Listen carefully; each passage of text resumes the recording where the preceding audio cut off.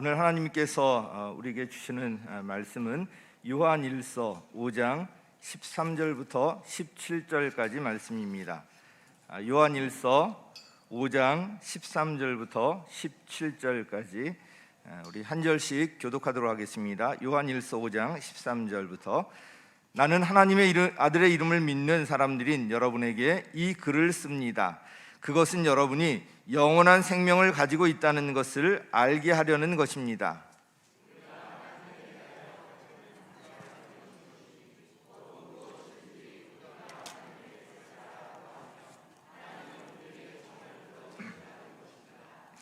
우리가 무엇을 구하든지 하나님이 우리의 청을 들어주신다는 것을 알면 우리가 하나님께 구한 것들은 우리가 받는다는 것도 압니다.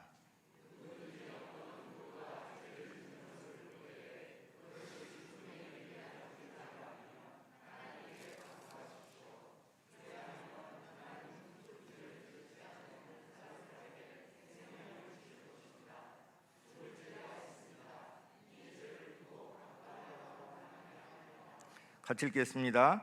불의한 것은 모두 죄입니다. 그러나 죽음에 이르지 않는 죄도 있습니다. 아멘. 오늘은 성도의 세 가지 특권이라는 제목으로 말씀을 드리도록 하겠습니다. 최근에 미국의 대통령 선거가 치러지고 있는데 전 세계적인 관심사입니다. 미국이 전 세계에 미치는 영향력이 아주 클 뿐만 아니라 바이든이나 트럼프 두 사람 중에 누가 대통령으로 당선되느냐에 따라서 그 정책 방향이 완전히 다르기 때문에 그렇습니다. 미국의 대통령 선거 막판에 아주 박빙의 그 결과에서 나타나듯이 국민의 한 표 한 표 이 권리 행사는 아주 중요합니다. 그런데 이렇게 국민이 투표할 수 있는 것은 그것이 헌법에 국민의 권리로 보장되어 있기 때문입니다. 우리 헌법에도 투표권은 물론 인간으로서의 존엄과 가치 및 행복 추구권 이것이 기초가 되어서요, 평등권, 자유권, 참정권, 사회권, 청원권 등과 같은 여러 가지 이제 헌법적인 권리들이 나오고요, 여기서 파생되는 여러 가지 권리들이 또 보장되어 있습니다. 이것은 태어날 때부터 우리가 대한민국 국민이든지 나중에 대한민국 국적을 취득했든지 우리 대한민국 국민이면 누구나 누릴 수 있는 권리들입니다. 그러나 이런 권리들이 주어져도 투표권과 같은 권리들은 내가 행사하지 않으면 소중한 권리가 묻혀버리고 말게 됩니다. 이와 마찬가지로 예수님을 영접하여서 하나님의 자녀가 된 우리 성도들에게 주어지는 특별한 권리들이 있습니다. 성도가 되었기 때문에 누리는 특별한 권리라서 특권이라고 합니다. 그런데 의외로 많은 분들이 이 성도에게 주어지는 특권에 대해서 모르고 있거나 알고 있더라도 그 특권을 사용하지 않는 것 같습니다. 성도에게 이렇게 귀한 특권이 주어져 있음에도 불구하고 이 특권을 사용하지 않는다면 그것은 아주 어리석은 일입니다. 이와 관련해서 요한일서 5장은 이 책을 이제 사랑으로 주로 이야기하다가 믿음으로 마무리합니다. 믿는 자에게 주어지는 특권에 대해서 관련해서 분명하게 말씀하고 있습니다. 이 요한일서의 독자층 수신자가 누구인지 다시 한번 13절에 이제 언급되어 있는데 우리 한번 같이 읽겠습니다. 시작.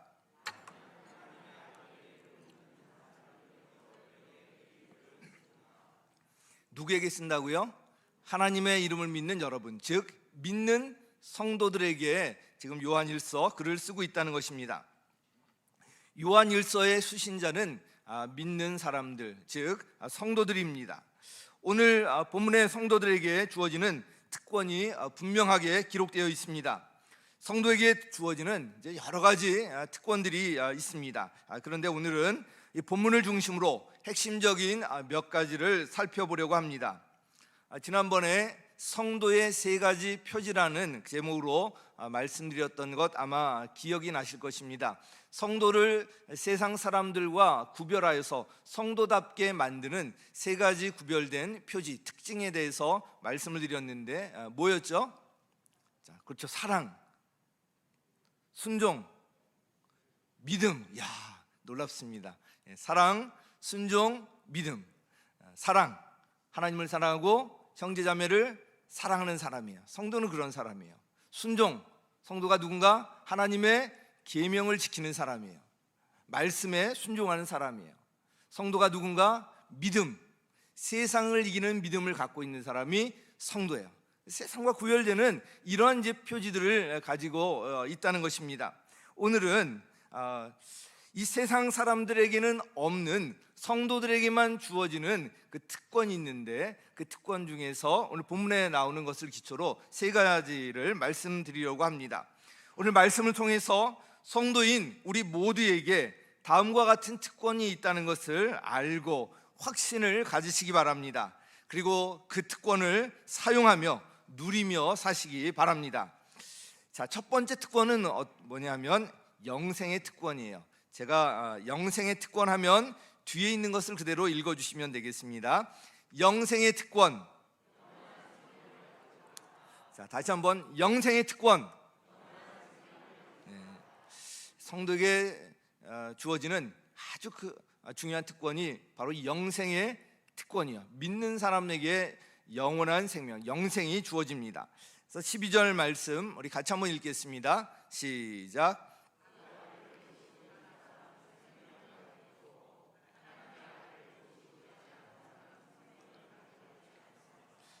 아멘. 여기서 그 아들은 바로 누구예요? 예수님. 예수님을 모시고 있다는 것은 내가 영접했다는 거잖아요. 그래서 예수님을 영접한 사람이 바로 생명을 가지고 있다고 말씀하고 있습니다. 그런데 오늘 본문을 보면 요한일서 이 독자들이 예수님을 영접하고 예수님을 믿고 있음에도 불구하고 이 영원한 생명, 영생이 있다는 것을 모르고 있는 것 같아요. 13절 같이 한번 읽겠습니다. 시작.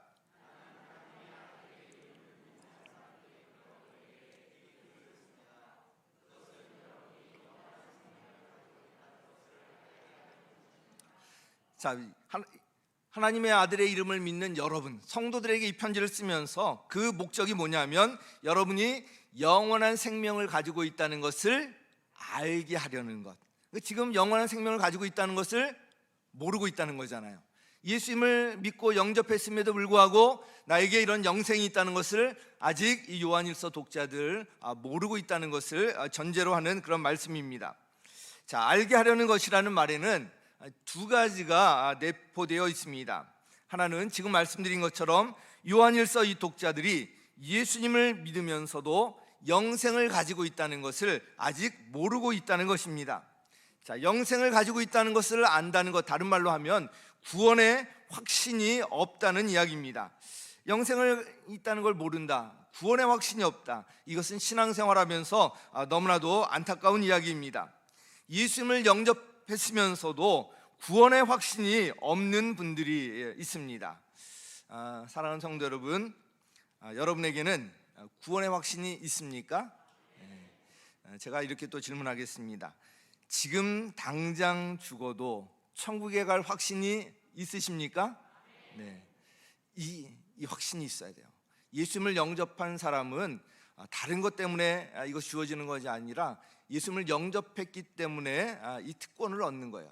믿는 사람에게 주어지는 특권이 바로 이 영생이에요.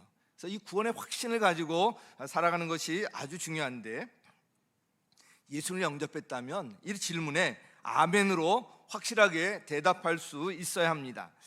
그러면 이 질문에 대해서 아멘으로 대답할 수 있는 그 근거가 뭐죠? 내가 착하게 살았어요. 내가 좋은 일을 참 많이 했어요.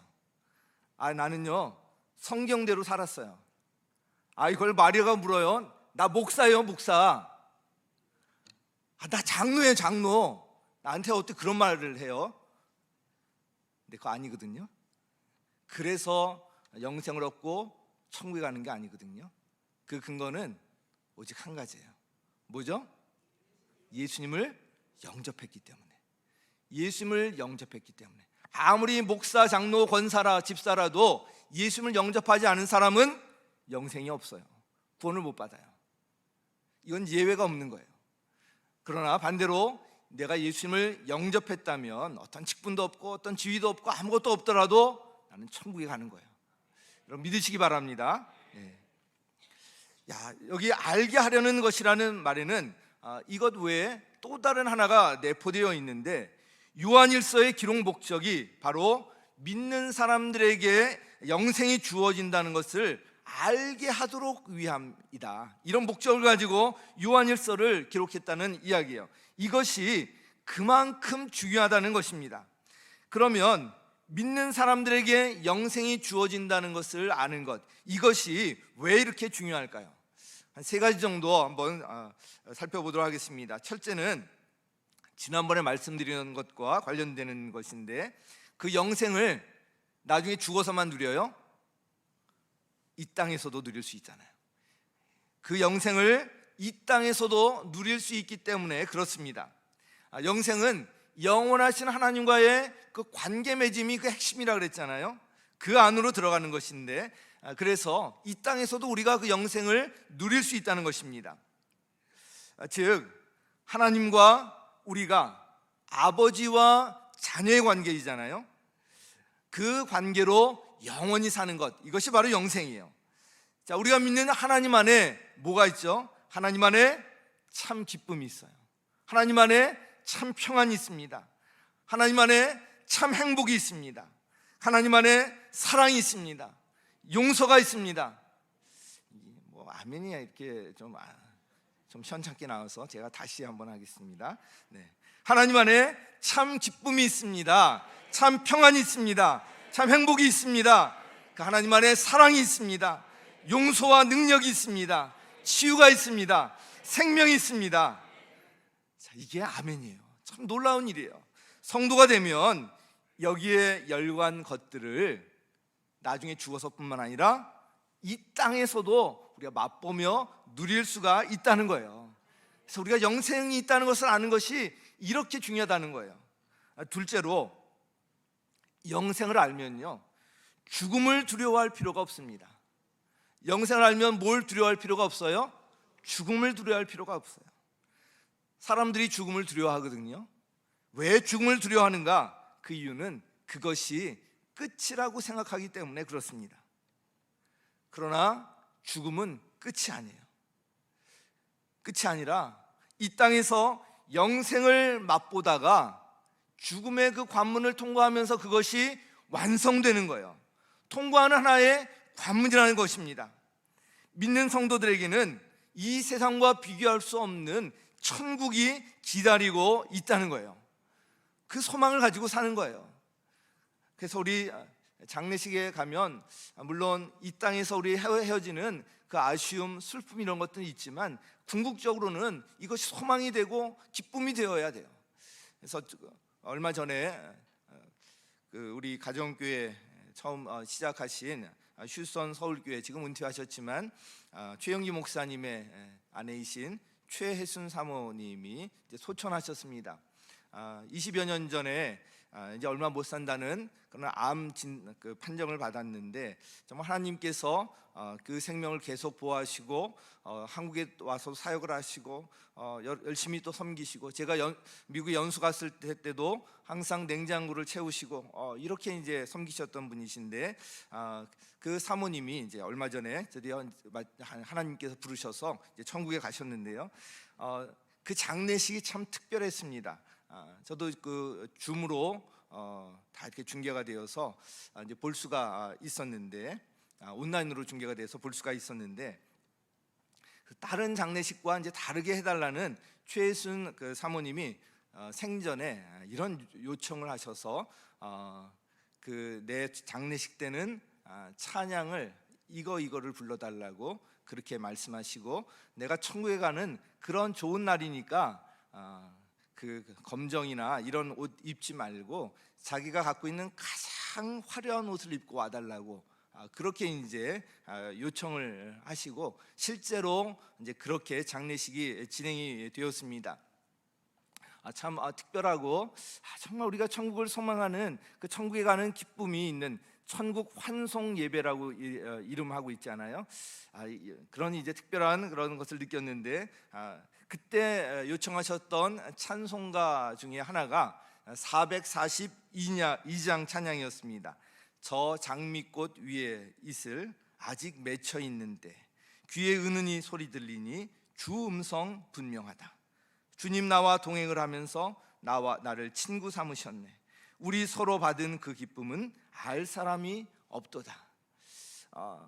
그 소천하시기 그 전부터 예수님과 이 같이 친밀하게 만나는 그런 이제 꿈을 꾸고 그런 소망을 하시고 그런 걸 이제 안고 가시면서 이 찬송가를 장례식 때 불러달라고 이렇게 요청을 하셨던 것입니다.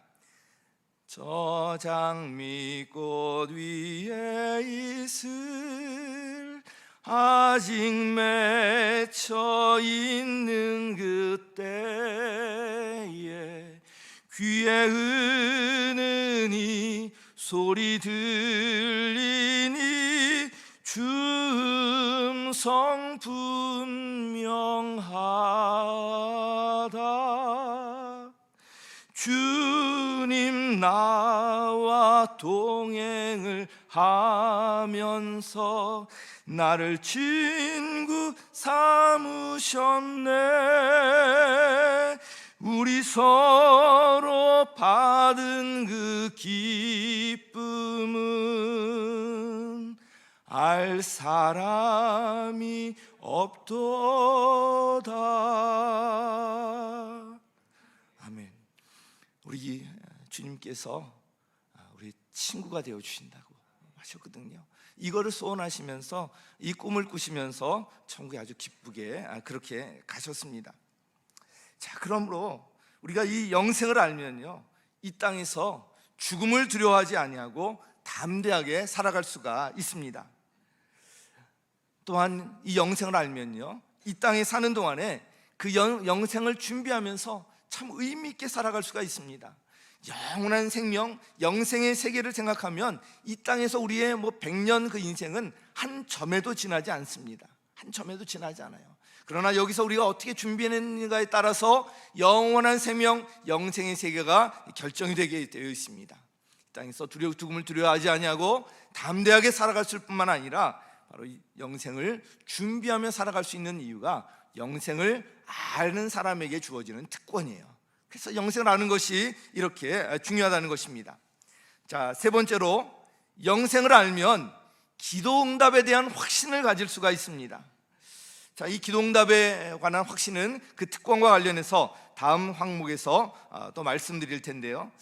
사랑하는 성도 여러분, 성도의 첫 번째 특권이 뭐죠? 영생의 특권이에요. 이 영생의 특권을 아는 사람은 이 땅에서도 그 특권을 누리며 삽니다. 죽음을 두려워하지 아니하고 담대하게 살아갑니다. 기도응답에 대한 확신을 갖고 살아갑니다. 이 영생의 특권을 맛보고 누리며 사시기를 예수님의 이름으로 간절히 축원합니다. 자, 영생의 특권, 그다음에 두 번째 특권은 뭐냐면 기도응답의 특권이에요. 제가 기도응답의 특권 하면 뒤에 부분을 읽어주세요. 기도응답의 특권.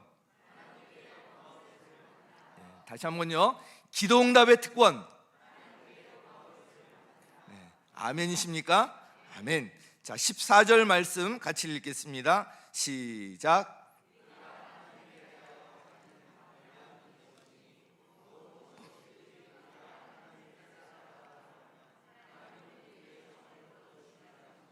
네, 아멘, 아멘. 우리가 이렇게 하나님 앞에 구할 때 하나님께서 우리의 청을 들어주신다. 우리의 기도를 들어주시는 그 이유, 즉 이 기도응답에 대한 그 확신의 근거가 무엇일까요? 왜 우리의 기도에 하나님께서 응답해 주실까요? 내가 잘해서? 잘나서? 내가 하나님의 뜻대로 살아서? 물론 이거 중요하지만 그런데 그것보다 더 본질적인 이유가 있습니다. 그것은 내가 하나님의 자녀이기 때문이에요. 하나님이 나의 누구라고요? 아버지시기 때문에, 내가 하나님의 자녀이기 때문에 들어주시는 거예요.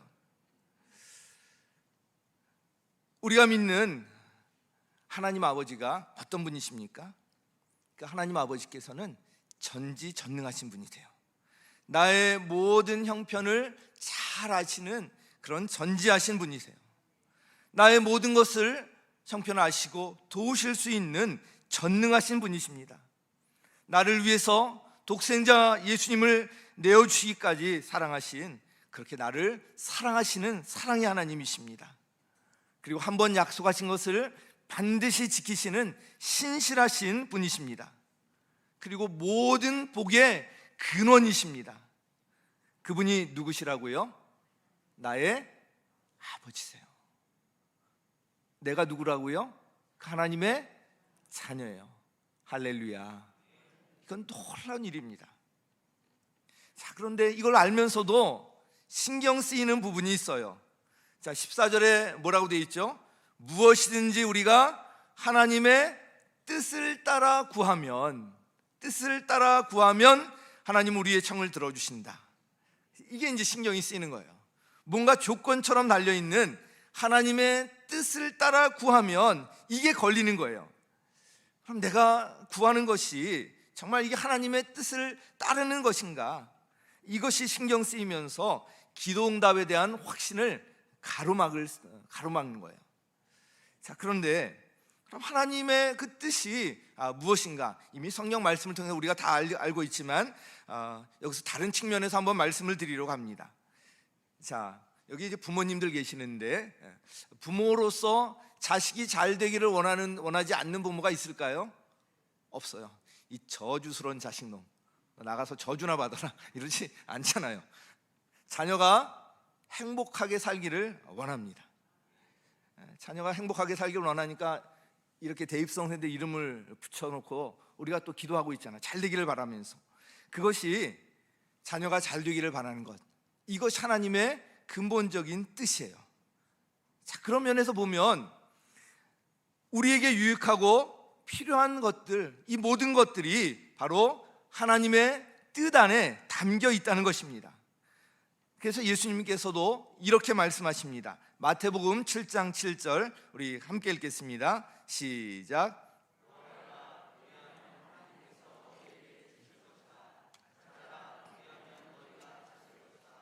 문을 두드려라. 그리하면 하나님께서 너희에게 열어주실 것이다. 아멘. 야, 구하여라, 찾아라, 문을 두드려라. 그럼 여기에 다 응답해 주시겠다는 그런 말씀을 하고 있습니다. 이어서 다음과 같이 반문하면서 다시 한번 이 기도응답에 대한 확신을 가지라고 말씀하십니다. 마태복음 7장 11절, 우리 같이 한번 더 읽겠습니다. 시작. 줄 알거든 하물며 하늘에 계신 너희 아버지께서 구하는 사람에게 좋은 것을 주지 아니하시겠느냐. 아멘, 아멘. 자, 그냥 아버지, 이 부모들도 이 자식에게 좋은 것을 줄 안다고 돼 있어요. 너희가 악해도 너희 자녀에게 좋은 것을 줄 줄을 알거든. 아무리 악한 그런 부모도 그 자식은, 자기 자식은 아낄 줄 알아요. 뭔가 좋은 것을 줄 줄 알아요. 하물며 하나님 아버지, 너희 아버지께서 구하는 자녀에게 좋은 것을 주지 아니하시겠느냐, 이렇게 말씀하고 있어요. 아버지께서, 우리가 믿는 하나님 아버지는 어디 계세요? 하늘에 계신. 하늘에 계신다는 것은 모든 것을 다 갖고 계시는 그 능력의 하나님이시라는 의미도 있고요, 어디에나 계시다는 그런 의미도 갖고 있습니다. 자, 이렇게 말씀했음에도 불구하고 그럼에도 여전히 이런 의문을 또 가질 수도 있을 것입니다. 그런데 내가 기도해 봤는데 내 기도는 응답되지 않는 것 같아요. 다른 사람들은 뭐 기도 응답 받았다고 좋아하는데 나는 내 기도는 왜 응답이 되지 않지? 결론부터 말씀드리면 하나님께서는 우리 자녀의 기도를 다 들어주세요. 자녀의 기도했는데 응답되지 않는 기도는 저는 없다고 믿습니다. 자녀의 기도는 다 반드시 응답돼요. 저는 제가 부모가 되어서 이것을 확실히 깨달을 수가 있었습니다. 자녀가 원하는 것 해주고 싶은 마음이 막 일어나요. 무엇이든지. 그런데 어떤 경우에는 내가 해줄 능력이 있는데 자녀가 원하는 대로 해주지 않는 경우가 있습니다.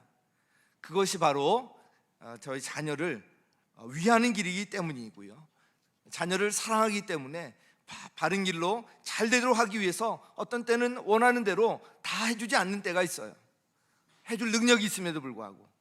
그래서 자녀가 원하는 대로 해줄 때 오히려 자녀가 잘못된 길로 가게 될 수 있다고 생각하는 것은 거절하기도 합니다. 이때는 거절하는 것이 기도응답이고 그것이 사랑이에요. 어떤 때는 자녀가 원하는 것을 줄 아주 적절한 타이밍, 때를 기다리는 경우도 있습니다. 당장 그것을 그대로 원하는 대로 해주는 것이 자녀에게 해롭기 때문에 그렇습니다.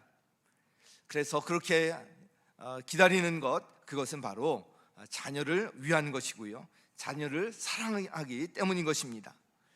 하나님께서는요, 우리가 기도할 때 절대로 우리의 기도를 외면하지 않으십니다. 왜냐하면 우리가 자녀이기 때문에 그래요. 우리를 사랑하셔서 예수 그리스도 이 땅에 보내시고 십자가에서 죽이기까지 사랑하시는 그 사랑으로 우리를 사랑하시는데 우리의 기도를 외면하지 않으십니다. 그러므로 가장 중요한 것은 우리가 그 하나님을 의지하며 믿음으로 기도하는 거예요. 기도하면서 하나님과 그 친밀한 관계를 형성하는 것이 아주 중요한 본질적인 일이에요. 그러면 하나님께서는 우리의 기도를 외면하지 아니하시고 우리에게 가장 좋은 것을, 우리에게 가장 좋은 때에, 우리에게 가장 좋은 방법으로 주시기를 원하시는 거예요. 우리가 자녀이고 우리를 사랑하시기 때문에 우리를 가장 좋은 길로 인도하기를 원하시는 것이 하나님 아버지의 바로 마음인 것입니다. 그래서 오늘 본문의 15절에 이렇게 기록하고 있습니다. 같이 읽겠습니다. 시작.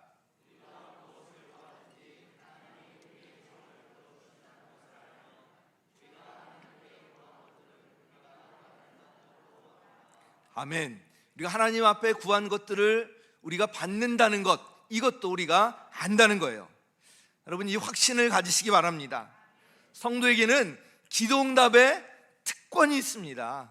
이건 우리에게 주신 특권이에요. 그래서 우리 한번 함께 옆에 계신 분하고 이렇게 한번 이야기했으면 좋겠습니다. 하나님께서 우리의 기도에 응답하십니다. 자, 우리 한번 해보시죠. 한 번 더 하실 때는 하나님께서 집사님의 기도에 또 당신의 기도에 응답하십니다. 한 번 더 하시죠. 시작.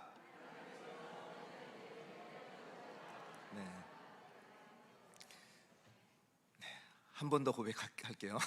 하나님이 우리 기도를 외면하지 않으시잖아요. 그러면 기도하면 우리 좋은 길로 인도하세요. 반드시 좋은 길로 인도하세요. 그래서 이렇게 한번 옆 사람에게 축복했으면 좋겠습니다. 기도하면 좋은 일이 일어납니다. 네, 한 번 더요. 시작. 기도하면 좋은 일이 일어납니다. 네. 기도하면 좋은 일이 일어납니다. 하나님께서 우리의 기도를 절대로 외면하지 않으세요. 자, 기도응답은 우리 성도에게 하나님께서 주신 자녀이기 때문에 주신 특권이에요. 자, 마지막 세 번째 특권은 바로 이 중보기도의 특권입니다. 자, 제가 중보기도의 특권하면 뒤에 부분을 읽어주시면 돼요. 중보기도의 특권. 네, 한 번 더 하겠습니다. 중보기도의 특권. 네, 아멘. 자, 우리 16절 우리 말씀 같이 한번 읽어보겠습니다. 시작.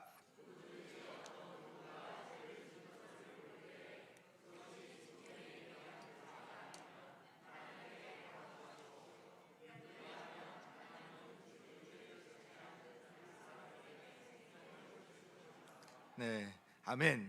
자, 이 16절 이 말씀의 핵심은 바로 이 연약한 교우를 기도로 도우라는 거예요.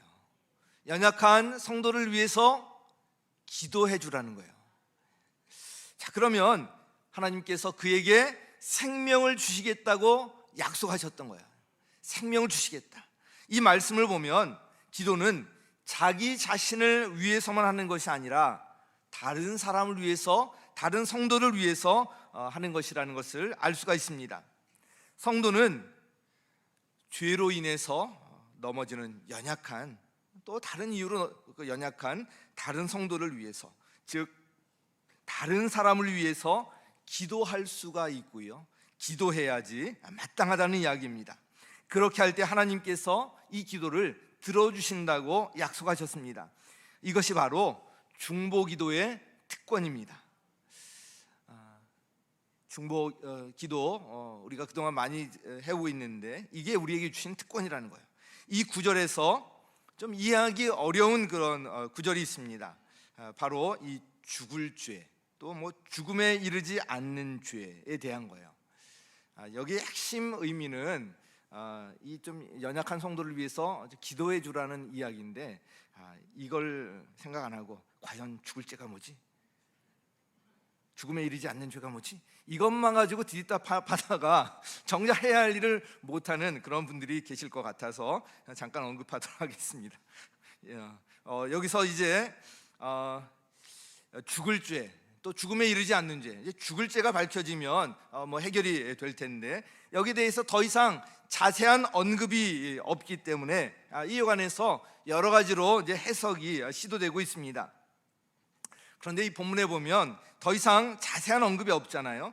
이 자세한 언급이 없다는 것은 이 편지를 지금 받아보는 그 사람들은 이렇게 얘기했을 때 금방 알아듣는다는 얘기가 아니에요. 알아듣는다는 거잖아요. 더 이상 자세한 언급이 없어도 이 요한일서를 받아보는 읽는 당시 성도들은 이게 지금 사도 요한이 무슨 이야기를 하고 있는지 금방 알아차릴 수 있는 일이라는 것입니다. 16절 말씀에 따르면 죽을 죄를 두고서는 간구하라고 하지 않습니다. 자, 그러면 어떤 죄가 죽을 죄일까요? 저는 이것을 이 요한일서 안에서 발견할 수 있다고 생각하고요, 그렇게 하는 것이 맞다는 생각이 듭니다. 요한일서 2장 18절 19절 말씀에 보면 그리스도의 적대자에 관한 이야기가 나옵니다. 특히 우리 공동체에 같이 있다가 나간 그 사람에 대한 이야기가 나와요. 한마디로 이 배교자에 대한 언급이 나옵니다. 저는 이 죽을 죄는 바로 이들을 염두에 두고 한 말이라고 생각을 합니다. 그래서 요한일서를 읽는 이 독자들이 이걸 바로 알아차릴 수 있었다는 생각이 듭니다. 그것이 아니라면 우리는 다른 성도들을 위해서, 특히 연약한 성도들을 위해서 기도해야 한다는 거예요. 이런 죽을 죄가 아니라면, 사실은 여기 있는 외에 대부분의 것들을 위해서 우리가 기도할 수 있다는 이야기인데, 그래서 디모데전서 2장 1절도 보면 이렇게 말씀하고 있습니다. 우리 같이 한번 읽겠습니다. 시작.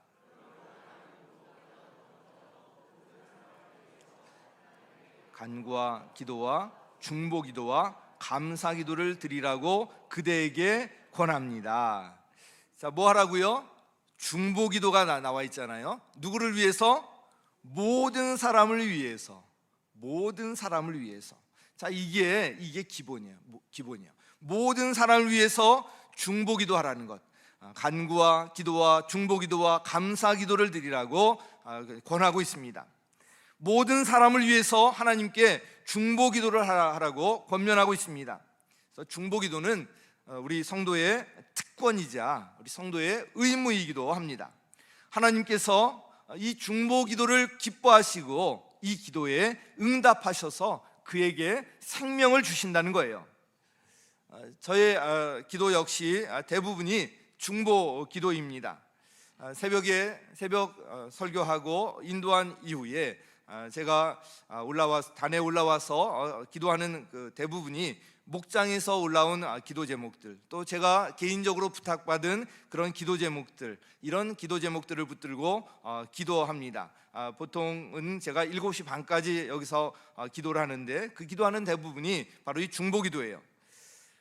이 중보 기도를 하면서 굉장히 큰 그런 감격이 느껴지는 순간들을 많이 경험해요.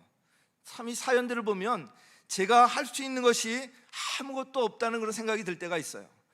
내가 정말 로또라도 당첨이 되면 이걸 왕창 뭐 드리든가 그럴 수 있겠지만 그런 이제 그런 게 안 되잖아요. 전 그런 능력도 이제 없고 제가 힘도 없고 그런데 기도하면서 제가 그런 기쁨이 오는 거예요. 나에게는 이렇게 할 수 있는 능력이 없지만 그러나 전능하신 하나님께서 이 기도에 응답하신다는 그런 믿음이 있는 거예요. 전능하신 하나님께서 모든 것을 다 하시고 모든 것을 하실 수 있는 그 하나님께 제가 기도할 수 있다는 것이 얼마나 감사한지 모릅니다. 이 중보기도는 하면 할수록 기쁘고 감사가 넘치고 감격스러워요. 우리 목장에서도 같이 모여서 중보기도 하지 않습니까? 헤어져서도 목장 식구들을 위해서, 목자 목녀님을 위해서, 또 목장 목원들을 위해서 함께 이렇게 기도하는데 하나님께서 귀하게 받으시는 것입니다. 성경에 보면 이 중보기도에 대한 이야기들 나오잖아요.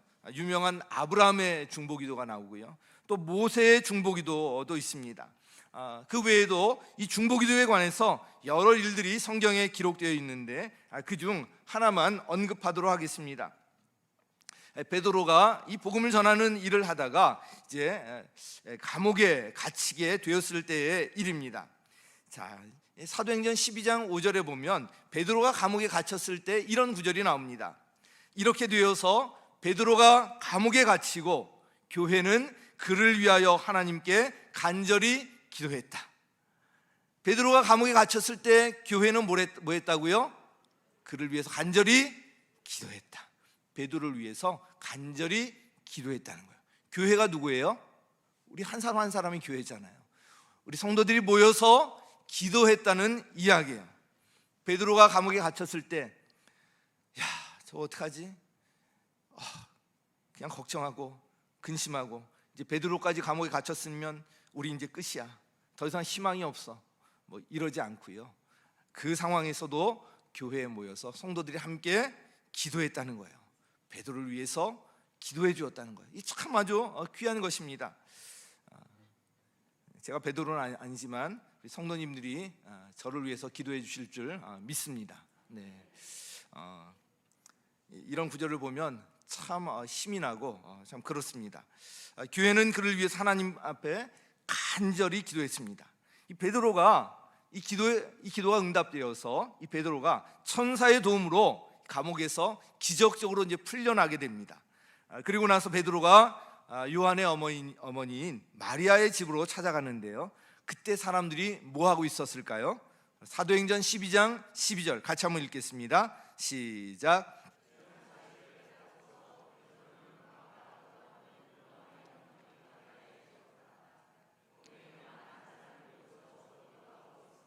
뭐 하고 있었어요? 기도하고 있었다. 사도행전의 역사는 성령의 역사요, 기도의 역사예요. 기도에 응답하셔서 성령님께서 능력을 행하시고 인도하셔서 사도행전에 놀라운 일들이 일어났던 거예요. 옥수교회 역시 마찬가지예요. 옥수교회 역시 기도로 지금까지 여기까지 온 거예요. 옥수교회가 천막부터 개척이 돼가지고 여기까지 올 때 끊임없는 기도가 그 안에 있었고요, 우리 원로 목사님은요 지금도 시간 정해놓고 식사하기 전에 늘 기도하세요. 늘 1시간씩 기도하시고 늘 이제 그것이 천막부터 지금까지 늘 쉬지 않고 하시는 것이 이 기도예요. 우리 옥수교회는 이 기도의 영성을 계속 이어가야 되고요, 성경에도 보면 다른 기록보다 가장 핵심적으로 등장하는 것이 기도했다는 이야기예요. 베드로가 감옥에 갇혔을 때 교회가 모여서 기도했고요, 베드로가 기적적으로 풀려나서 그 집에 가보니까 성도들이 기도하고 있었어요. 베드로가 그 장면을 보았을 때 얼마나 감격스러웠겠어요. 성도들이 나를 위해서 기도하고 있었구나. 그러니 어떤 위협을 당하더라도, 어떤 해를 당하더라도, 어떤 어려움이 있더라도 베드로가 담대하게 그 사역을 펼쳐나갈 수 있었던 것은 바로 이 중보기도의 힘 때문에 그런 거예요. 우리 교회도 코로나19로 인해서 어렵고 힘들다거나 하는 것이 아니라 이 기도에 힘써야 되고요, 우리 이 기도의 자리를 우리가 지켜나가야 하는 것입니다. 중보기도는 굳게 닫힌 감옥문을 여는 능력이 있습니다. 중보기도는 생명을 살리는 능력이 있습니다. 하나님께서 우리 성도들의 이 중보기도를 기뻐 받으십니다. 목장에서 우리의 중보기도 하잖아요. 111 중보기도 하잖아요. 333 중보기도 하잖아요. 세겹줄 특별 새벽기도에 3명이 함께 중보기도 하잖아요. 새벽에 나와서 중보기도 하고, 수요일날 나와서 중보기도 하고, 우리가 공예배에 나와서 목장에 모여서 이 기도에 집중하는 이유가 바로 여기에 있는 거예요.